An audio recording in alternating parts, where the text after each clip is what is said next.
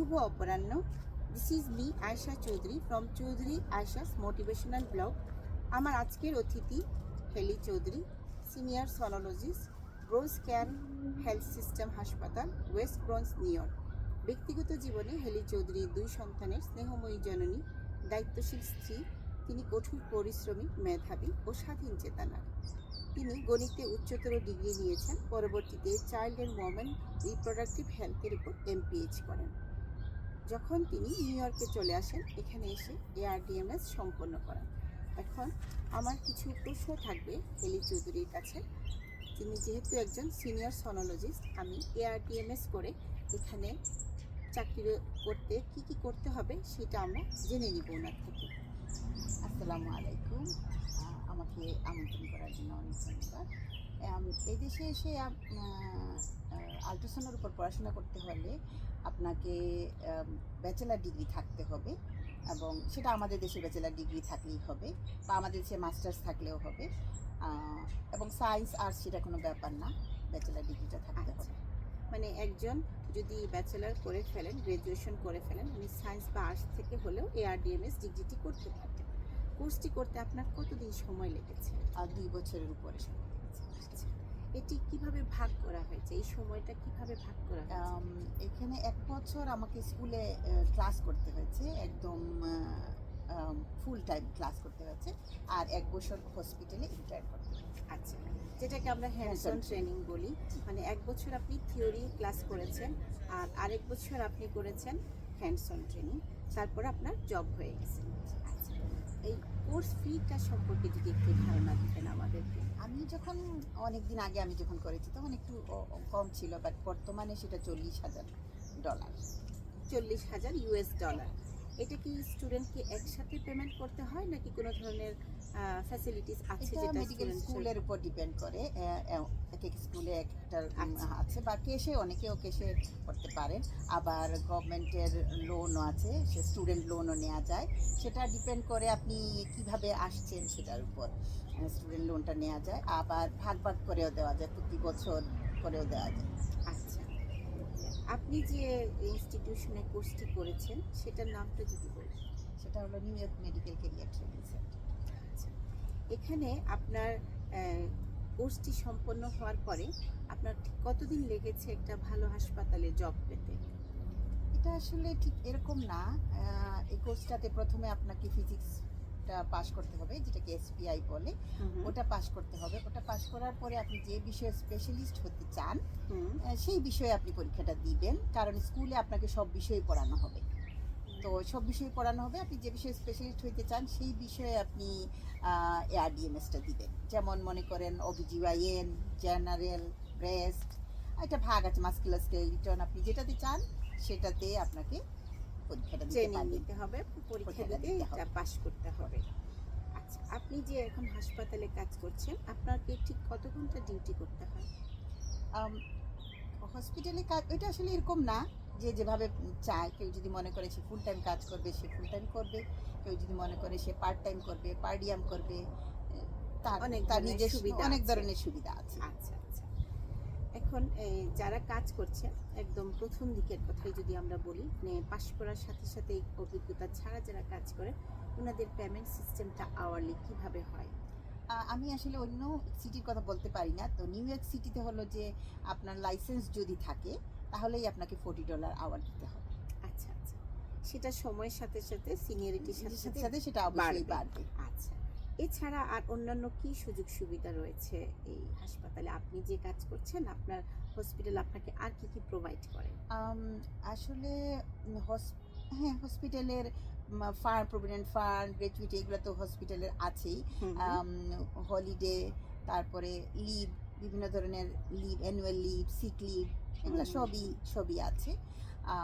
তারপরে আরেকটা বিষয় হলো যে আপনি যদি কোনো সেটা হলো যে কোনো ইউনিয়নের সাথে যদি যুক্ত হন, তখন সেই ইউনিয়ন আপনাকে ফ্যাসিলিটিসগুলো দিবে। আচ্ছা, আপনার হেলথের ব্যাপারটা, হেলথ ইন্স্যুরেন্সটা কতটা কভার করে এখানে? আমি তো ইউনিয়নের মেম্বার, সেই হিসাবে ইউনিয়ন আমাকে হেলথ ইন্স্যুরেন্সটা দেয়। সেটা আমার ফ্যামিলিকে ইয়ারলি, মাসে, সব সময়। মানে আমার বাচ্চাটা যদি বাইশ বছরের ভিতরে হয়, তাইলে সে সে মেডিকেল ফ্যাসিলিটিসটা পাবে, আমার আপনার হাজবেন্ড থেকে? পাবে, আমার হাজবেন্ড পাবে, আচ্ছা ফুল ফ্যামিলি পাবে আর কি। আচ্ছা আচ্ছা, তাহলে এটা একটা ভালো দিক। আর কেউ যদি মনে করেন হাসপাতালে আল্ট্রাসাউন্ড না করে উনি ব্যক্তিগতভাবে করতে চাচ্ছেন, অনেকের থাকে না ফ্যামিলিতে ছোট বাচ্চা থাকে বা এলডারলি কেউ থাকেন যাকে টেক কেয়ার করতে হয়, এবং ব্যক্তিগত সময় নিয়ে করতে পারলে ওনাদের জন্য সুবিধা হয়, সেরকম কোনো সিস্টেম কি আছে হ্যাঁ, এখানে? অনেক রকমের সুবিধা আছে। তারা বিভিন্ন ট্রাভেল এজেন্সি আছে, তাদের সাথে কন্ট্রাকচুয়ালি করা যায়। আচ্ছা আহ, উম, 1 মাসের জন্য, 15 দিনের জন্য এভাবে করা যায়, বা কাছাকাছি যাওয়া, সব সব রকমের সুবিধা আছে। এটা একটা বিশেষ সুবিধা যে নিউ ইয়র্ক সিটিতে আপনি যেভাবে চান সেভাবেই জবটাকে আপনি করতে পারবেন।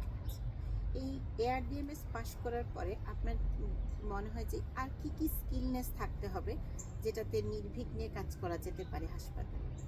আম, এটা সবচেয়ে বড় বিষয় যেটা, সেটা হচ্ছে কমিউনিকেশন স্কিলটা থাকতে হবে, পেশেন্ট কেয়ার জানতে হবে, পেশেন্টের প্রাইভেসিটা জানতে হবে, Ethics যেটাকে বলে। যেটা জানতে হবে, এটা খুবই জরুরি। এটা না জানলে অনেক বড় বিপদ হয়ে যেতে পারে, যে কোনো আচ্ছা, সময় আচ্ছা। লাইসেন্সটা বাতিল হয়ে যেতে পারে। এই দিকটা খুবই খুবই গুরুত্বপূর্ণ। স্ট্রিক্টলি বা- ফলো করা হয়। যে কোনো জিনিস আপনি চাইলেই সোশ্যাল মিডিয়াতে সেটা পোস্ট করতে পারবেন না। খুব পেশেন্ট প্রাইভেসিটা খুব গুরুত্বপূর্ণ এখানে। আর তারপর আচ্ছা। ইনফেকশন প্রিভেনশনটা খুবই গুরুত্বপূর্ণ। আপনি ওইভাবে পেশেন্টের সাথে যেতে হবে যে আপনি তাকে কোনো ইনফেকশন দিচ্ছেন না, তার থেকে আপনি কোনো কিছু নিচ্ছেন না। আচ্ছা। এখানে আমার আরেকটা প্রশ্ন আছে যে আপনি যেহেতু দীর্ঘদিন থেকে নিউ ইয়র্কের একটি ভালো হাসপাতালে সোনোলজিস্ট হিসাবে কাজ করছেন, আপনার কি কখনো কোনো মনে হয়েছে কোনো চ্যালেঞ্জিং ব্যাপার যেটা আপনাকে মনে হচ্ছে শেয়ার করা উচিত? এখানে কমিউনিকেশন স্কিলটা খুব জরুরি। ইংলিশটা একটু ভালো জানা জরুরি, এবং শুধু ইংলিশ ভালো জানা না, আপনি মোটিভেশনাল স্কিলটা থাকতে হবে আপনার। মোটিভেশনাল স্কিলটা না থাকে, যেহেতু আপনি একদম সরাসরি পেশেন্টের সাথে কাজ করতেছেন, তার তার তার মানসিক অবস্থাটা সেই মুহূর্তে কীরকম, আপনাকে সেটা সেটা অবশ্যই বুঝতে হবে।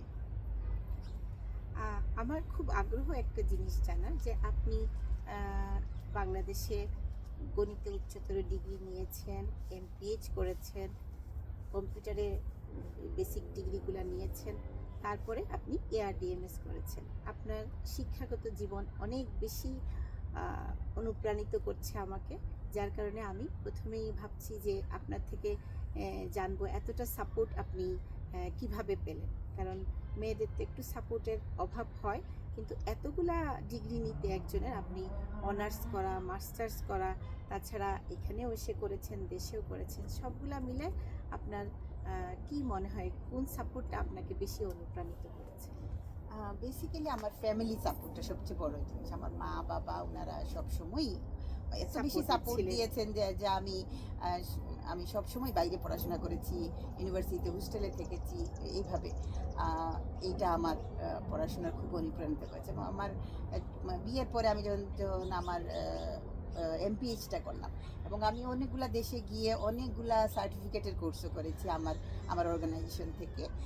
সেটা মনে হয় আমার 15-20টা সার্টিফিকেট আমার আছে বিভিন্ন দেশের ট্রেনিংয়ের, বিভিন্ন রকমের ট্রেনিংয়ের উপর।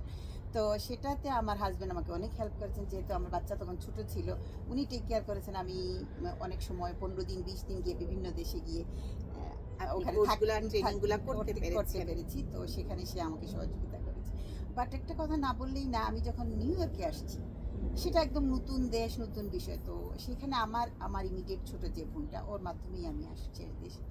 ওই আমাকে সিলেক্ট করে দিয়েছে যে তুমি এই কাজটা, এই কোর্সটা করো। কারণ আমি তো এই দেশে এসে এটা তো জানি না আমি কোনটা করলে আমার জন্য ভালো হবে, এবং আমি যদি নিজের থেকে চাইতাম আমি হয়তো বা এত বড় রিস্ক নিতে পারতাম না। কারণ এটা পুরাপুরি একটা মেডিকেলের চ্যালেঞ্জিং।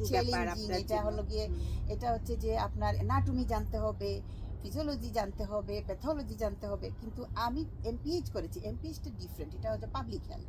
তো সেটাতে অ্যানাটমিও ছিল না, ফিজিওলজিও ছিল না, প্যাথোলজি ছিল, এবং এটা পাবলিক হেলথ, যেহেতু সোসাইটিতে কী হয় সেরকম ছিল। তো ও যদি আমাকে না বলতো যে না এটা তুমি করতে পারবা, তাহলে হয়তো বা আমার পক্ষে এরকম সম্ভব হতো না। সেই কারণে আমি অন্যদেরকে, আপনি যেহেতু বলছেন যে অন্যরা অন্যরা অনুপ্রাণিত হবে। সেই জন্য আমি বলি যে যদি চ্যালেঞ্জটা নেওয়া যায়, কেউ যদি মনে করে নিজেকে যে সে চ্যালেঞ্জটা নিতে পারবে, তাহলে কিন্তু সে পারবে। আচ্ছা, আপনার অনেক মূল্যবান উপদেশের জন্য আমরা খুবই খুশি যে আপনি এত সুন্দর করে কিভাবে বাংলাদেশ থেকে এসে একজন এত সাকসেসফুলি একটা হসপিটালে কাজ করতে পারবেন, সেটা আপনার থেকেই আমরা জেনে নিলাম। আপনার আরও সাফল্য কামনা করছি। ধন্যবাদ আপনাকে।